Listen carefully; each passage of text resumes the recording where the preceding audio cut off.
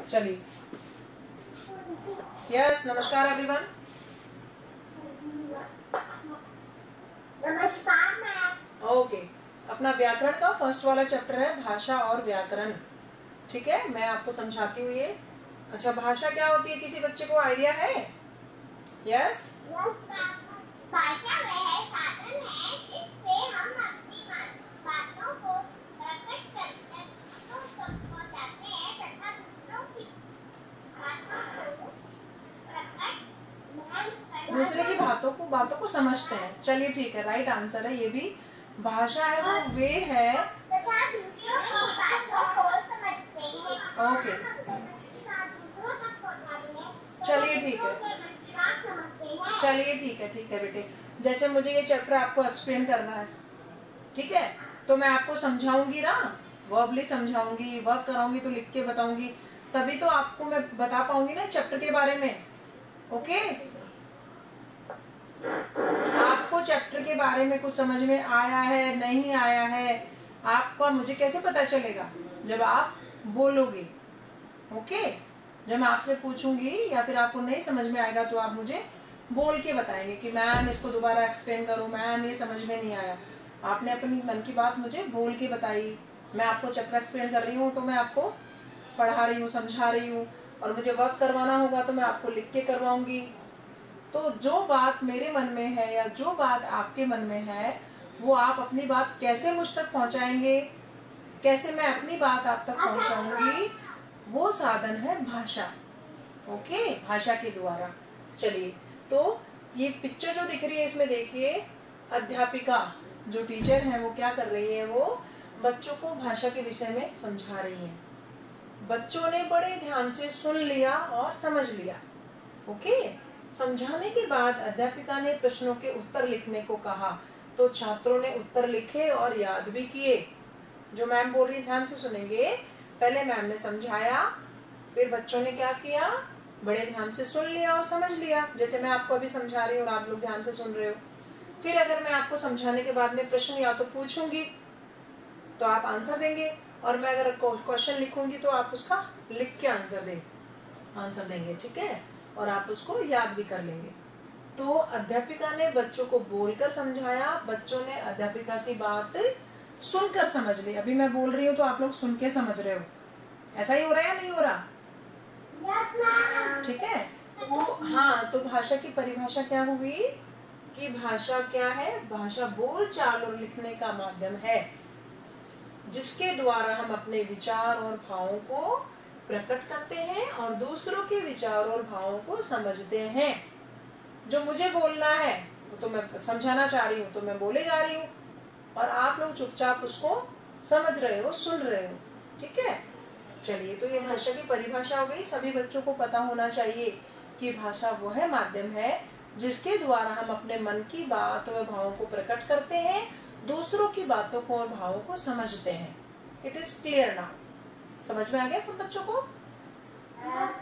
चलो, इसके बाद आएगा भाषा के प्रकार, कि भाषा के कितने प्रकार होते हैं। तो भाषा के 3 प्रकार होते हैं। एक होता है मौखिक भाषा, जिसमें बोलेंगे और आप समझेंगे। ओके, या आप बोलेंगे तो मैं सुन के समझ लूंगी। दूसरा होता है लिखित भाषा, जिसमें आप रिटर्न में आंसर देंगे, या मैं यहाँ से लिख के आपको समझाऊंगी तो आप लिखा हुआ समझेंगे। आप लिख के मुझे क्वेश्चन पेपर सेंड करते हैं तो मैं उनको रीड करके समझती हूँ ना, फिर आपके मार्क्स देती हूँ। ठीक है, लिखित भाषा में रिटर्न का काम होता है, बोलने और सुनने का नहीं होता है। आप लोग लिखेंगे या मैम लिखेंगी तो आप समझेंगे, आप लिखेंगे तो मैं पढ़ के समझूंगी। तीसरा है सांकेतिक भाषा। संकेत होते हैं इशारे, जिसमें ना बोलना है ना लिखना है, सिर्फ आपको इशारे करने हैं। जैसे मैंने आपको एग्जांपल दे देती हूँ कि मुझे आपको चुप कराना है, तो एक तो मैं बोल के बोलूंगी चुप हो जाइए, एक दूसरा मैं ऐसे कर सकती हूँ। तो ये संकेत किया मैंने, इशारा किया, आप सब समझ गए। ठीक है, सांकेतिक भाषा वो होती है जिसमें इशारा किया जाता है। चलिए, 3 पार्ट होते हैं, मौखिक भाषा, लिखित भाषा और सांकेतिक भाषा। बहुत इजी चैप्टर है, अगर आप ध्यान से सुनेंगे तो हर चीज क्लियर हो जाएगी। पहला वाला अब हम बात करेंगे मौखिक भाषा की। मौखिक भाषा क्या होती है? मुख से जो बोला जाता है, मुंह से, मुख यानी मुंह से जो बोला जाता है तथा कानों से सुना जाता है। ये कान सुनने के लिए दिए ना भगवान ने, हाँ, तो मुख से बोला जाता है और कानों से सुना जाता है, वह भाषा का मौखिक रूप होता है। अभी मैं बोल रही हूँ, मेरा मुंह चल रहा है और आपके कान चल रहे हैं सुनने के लिए, ठीक है। तो ये मौखिक भाषा है जिसमें मुंह से बोला जाता है, कानों से सुना जाता है। जैसे दादी जी अपनी छोटी सी गुड़िया को कहानी सुना रही है, ये भाषा का मौखिक रूप है। आगे मेरी बात समझ में? ओके। अगर आपसे पूछा जाए, हाँ जी, जैसे आपसे बोला जाए ना कि मौखिक भाषा के 2 एग्जाम्पल दो या 3 एग्जाम्पल दो, तो आप लिख सकते हो भाषण देना, कहानी सुनाना, टेलीफोन पे बात करना। हम फोन पे बात करते हैं, उसमें भी तो यही होता है, एक जना बोलता है दूसरा सुनता है। ये सारे मौखिक भाषा के उदाहरण है। सेकंड नंबर है लिखित भाषा। ओके, लिखित भाषा क्या होती है? जो कुछ लिखा और पढ़ा जाता है वह लिखित भाषा का रूप है। जैसे न्यूज़पेपर, हाँ, न्यूज़पेपर आता है घर में, तो उसमें कोई न्यूज़पेपर में कोई इंसान बोलता है क्या भाई? नहीं होता, उसमें लिखा रहता है, हम उसको रीड करके पढ़ के समझते हैं। तो न्यूज़पेपर है वो लिखित भाषा का है, रूप है। कोई ये मत सोचना कि मैं न्यूज़पेपर रीड कर रहा हूँ तो मेरी आवाज आ रही है, वो तो मौखिक भाषा होगी। नहीं भाई, आप जो समझ रहे हो वो लिखा हुआ समझ रहे हो, पढ़ के समझ रहे हो, तो वो लिखित भाषा का रूप है। इसी तरह से गृह कार्य करना, अगर आपको लिखित भाषा का उदाहरण पूछा जाए तो आप ये लिखेंगे गृह कार्य करना, समाचार पत्र पढ़ना, चिट्ठी लिखना। एम आई राइट? सही बोल रही हूँ मैं? ओके, ठीक है। तो चलो, वेरी गुड, आपको समझ में आ रहा है। थर्ड वाला है सांकेतिक भाषा। ओके, सांकेतिक भाषा होती है म्यूट लैंग्वेज। इसमें क्या होता है? इसमें संकेत किए जाते हैं, इशारे किए जाते हैं, ना बोला जाता है ना लिखा जाता है। तो जब हम अपने मन के भावों को संकेत द्वारा प्रकट करते हैं, संकेत यानी इशारा, मैं बार बार बोल रही हूँ, तो उसे सांकेतिक भाषा कहते हैं। जैसे आपको पिक्चर में दिखाया गया पुलिसकर्मी दिख रहा है सबको, ट्रैफिक पुलिस वाला है ये, और ये संकेत द्वारा अपनी बात बता रहा है। जब हम रोड पे निकलते हैं तो हर बत्ती पे पुलिस वाला खड़ा होता है, ठीक है, और वो ये तो नहीं कहता ना भाई तुम रुक जाओ, रूबल रुक जाओ, सरोज मैम तुम जाओ, ऐसा कहता है क्या वो? हाँ, नहीं, वो बोलता नहीं है ना, वो लिखता है, वो सिर्फ इशारे करता है, हाथ से रोकता है, एक हाथ से वो निकालता है। तो जहाँ पे वो संकेत करता है, वो अपने मन की बात है, वो संकेतों से बताता है कि आप रुक जाइए, आप रुक जाइए, इस तरह से। दूसरा वाला संकेत, सांकेतिक भाषा का एग्जाम्पल बोलेंगे तो आप लिखेंगे ट्रैफिक पुलिस। एक एग्जाम्पल आप लोग दीजिए अपनी तरफ से सांकेतिक भाषा का। Yes, match referee. Yes yes, match में जो एम्पायर होता है, जैसे कोई क्रिकेट मैच होता है तो उसमें, या फिर कोई भी मैच हो, ठीक है, ऐसे कहते हैं ना, कोई आउट होता है तो जो umpire, listen everyone, listen everyone, जब मैच होता है तो उसमें एम्पायर चिल्लाता है क्या? आउट है, चिल्लाता है क्या? नहीं चिल्लाता, वो सिर्फ इशारा करता है, वो सिर्फ इशारा करता है आउट होने का, ठीक है। इसी तरह से चौका लगता है तो इशारा करता है, वो चौके पे उछलता नहीं है कि चौका, और छक्का लगता है जब भी इशारा करता है, वो सब संकेत दर्शाता है जो उसको कहना होता है, आउट का, 4 का एंड 6 का। तो आप सांकेतिक भाषा के एग्जाम्पल में लिख सकते हैं एम्पायर और ट्रैफिक पुलिस, ये दोनों लिख सकते हैं उसमें, ठीक है। इसके बाद आता है व्याकरण। व्याकरण जो हम पढ़ रहे हैं बुक, वो क्या होता है व्याकरण? व्याकरण वो है जो आपको भाषा को शुद्ध रूप से जानना, समझना और सीखने के नियमों का ज्ञान कराता है। जैसे ग्रामर जो होती है ना इंग्लिश में, उसमें हम लोग ग्रामर से पता चलता है ना, पास्ट टेंस में कैसे लिखते हैं, फ्यूचर में कैसे लिखते हैं, प्रेजेंट में कैसे लिखते हैं, सेंटेंस मेकिंग वगैरह सब ग्रामर में सीखते हैं। उसी तरह से इसमें जो लैंग्वेज होती है, भाषा होती है हिंदी में, वो हमें व्याकरण के द्वारा ही शुद्ध रूप से जानने, समझने और सीखने के नियमों का ज्ञान कराता है व्याकरण। Is it clear? भाषा के सही रूप का ज्ञान कराने वाला साधन है, वो शास्त्र है, वो व्याकरण है। चलिए ठीक है, अब आ गया मातृभाषा। मातृभाषा वो होती है जो बच्चा सबसे पहले अपनी माँ से या परिवार से सीखता है। हाँ बोलो देवांगी।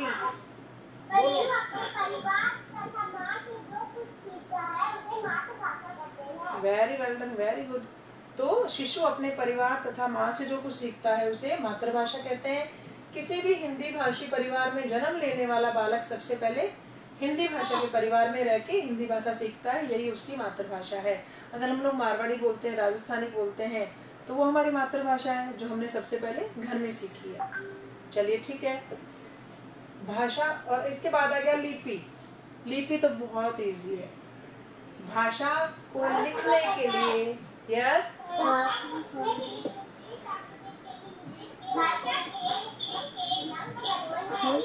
देखिए बेटा, लिपि की कहते हैं, देखो शॉर्ट एंड स्वीट डेफिनेशन बता रही हूँ। भाषा के लिखने के ढंग को लिपि कहते हैं। ये बिल्कुल राइट आंसर है। भाषा के लिखने, ठीक है, भाषा के लिखने के ढंग को लिपि कहते हैं। और एक डेफिनेशन हो गई, भाषा के लिखने के लिए जो विशेष चिन्ह बनाए गए ना, संकेत बनाए गए, उनको व्यवस्थित रूप को लिपि कहते हैं। वैसे भाषा के लिखने के ढंग को लिपि कहते हैं, ये भी राइट आंसर है। अब आपको, और लिपि का मतलब होता है लिखावट। लिपि यानी लिखावट। हर भाषा की अलग अलग लिपि होती है, क्योंकि हर भाषा में अलग अलग चिन्ह होते हैं। संस्कृत भाषा, इंग्लिश भाषा, पंजाबी भाषा, हिंदी भाषा, ठीक है, अलग अलग, उर्दू भाषा, हर भाषा की लिपि अलग अलग होती है। अब आप ध्यान से सुनो जो मैम बोल रही है वो, कि संसार में अलग अलग भाषाएं हैं, हर भाषा की अलग अलग लिपि होती है। जैसे हिंदी और संस्कृत की क्या होती है? देवनागरी। जी, देवनागरी है वो। अगर आपसे पूछा जाए कि वो दो भाषाएं बताओ जिनकी सेम लिपि है, तो आप लिखेंगे हिंदी और संस्कृत। ओके। अगर आपसे पूछा जाए कि हमारे देश की राजभाषा है, वो क्या है, क्या आंसर देंगे आप? Hindi is right answer. और उर्दू की लिपि क्या होती है? बेटा I am asking to you, आपको पता होना चाहिए ना। उर्दू की लिपि होती है फारसी। और अंग्रेजी की लिपि क्या होती है? Roman. Very good, very good. Punjabi की गुरुमुखी। क्लियर हो गया।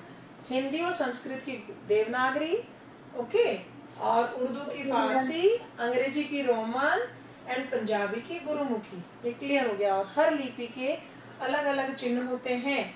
और अपना जो भारत देश है बहुत विशाल है, बहुत बड़ा है। इसके भिन्न भिन्न भागों में अनेक भाषाएं बोली जाती है, कहीं पंजाबी, कहीं गुजराती, कहीं मराठी, कहीं राजस्थानी। भारत के अलग अलग भागों में अलग अलग भाषा बोली जाती है। और भारत की कुछ भाषाएं आपको नीचे दी गई है, राज्य दिए गए कि किस राज्य में कौन सी भाषा बोली जाती है। तो आप लोग मुझे आंसर देंगे, ठीक है। अच्छा, हरियाणा में कौन सी भाषा बोली जाती है? चलो मैं बता देती हूँ आपको। हरियाणा, उत्तर प्रदेश, राजस्थान, बिहार, मध्य प्रदेश, छत्तीसगढ़, झारखंड, दिल्ली, ये सारे राज्य हैं, इनमें हिंदी बोली जाती है। ओके। पंजाब में, पश्चिम बंगाल में बांग्ला, पश्चिम बंगाल में बांग्ला, आंध्र प्रदेश में तेलुगु, गुजरात में गुजराती, गुजरात में गुजरात नहीं होता, तमिलनाडु में तमिल, महाराष्ट्र में मराठी, कश्मीर में कश्मीरी, एंड गोवा में कोंकणी। नाउ चैप्टर समझ में आ गया सब बच्चों को? ओके बेटा, जस्ट वेट।